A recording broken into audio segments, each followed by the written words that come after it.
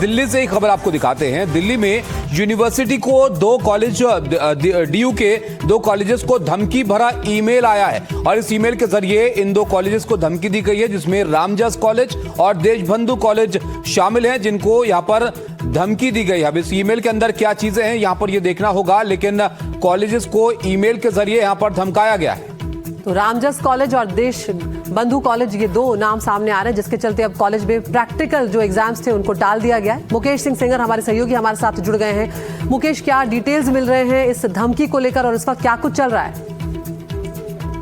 जी देखिए, बीती रात करीब 2 बजे ये ईमेल मिला है रामजस कॉलेज को, जिसमें लिखा था कि कॉलेज के अंदर जो है बॉम्ब रखे हुए हैं और ब्लास्ट हो जाएगा। इसके बाद तुरंत सुबह जब कॉलेज प्रशासन ने ईमेल देखा, इसके बाद तुरंत जो उत्तरी जिला पुलिस है उसको जानकारी दी और उत्तरी जिला पुलिस की टीमें रामजस कॉलेज के अलावा देशबंधु कॉलेज, क्योंकि वहां भी धमकी भरा मेल आया है, दोनों ही कॉलेज में जो सुरक्षा जांच है वो कर रही है।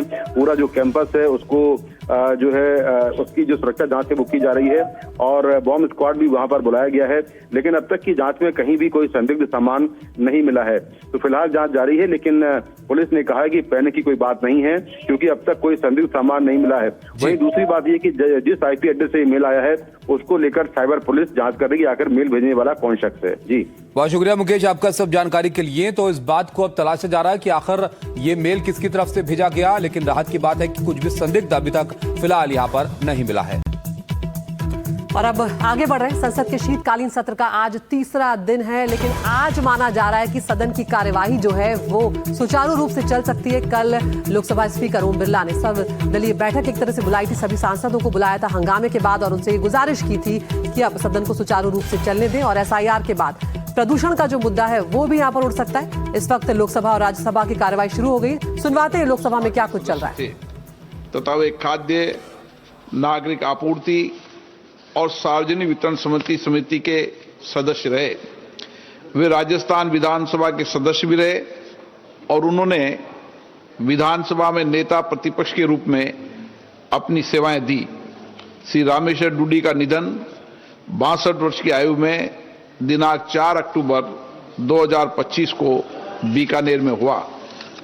श्री श्याम सुंदर लाल 6ठी लोकसभा के सदस्य थे। राजस्थान के तत्कालीन बयाना संसदीय क्षेत्र का प्रतिनिधित्व करते थे।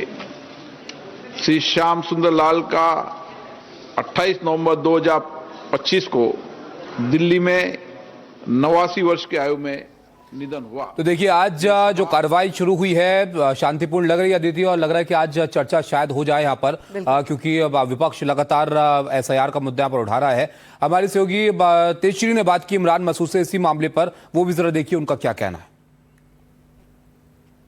संसद में आज क्या मुद्दा उठने वाला है? अब इस पर कंसेंसस हो गया है कि कब चर्चा होनी है एसआईआर पे। पहले वंदे मातरम पे चर्चा होगी, उसके बाद एसआईआर पे लगातार 2 दिन चर्चा होगी। इस बात को लेकर कई सारी चीजें अब स्पष्ट भी हो गई हैं। नोटिस गए हुए हैं, मेरा भी नोटिस गया हुआ है। हाई कोर्ट के लिए मैंने भेजा है कि तब पश्चिम उत्तर प्रदेश में हाई कोर्ट की बेंच की स्थापना हो। हमारे यहाँ लाहौर हमारे से नज़दीक पड़ता है, हाई कोर्ट हमसे दूर पड़ता है। हमारी स्थिति इतनी ख़राब है, 700 किलोमीटर ट्रैवल करना पड़ता है, कोई सीधी ट्रेन नहीं है पश्चिम के लिए। तो ये इससे बड़ी ज़्यादा जुल्म क्या हो सकता है? आज किस विषय पर प्रोटेस्ट करने वाले हैं? विरोध किस विषय पर होगा आज? नहीं, मुझे नहीं पता, आज तो कुछ नहीं है, मुझे नहीं लगता आज कुछ।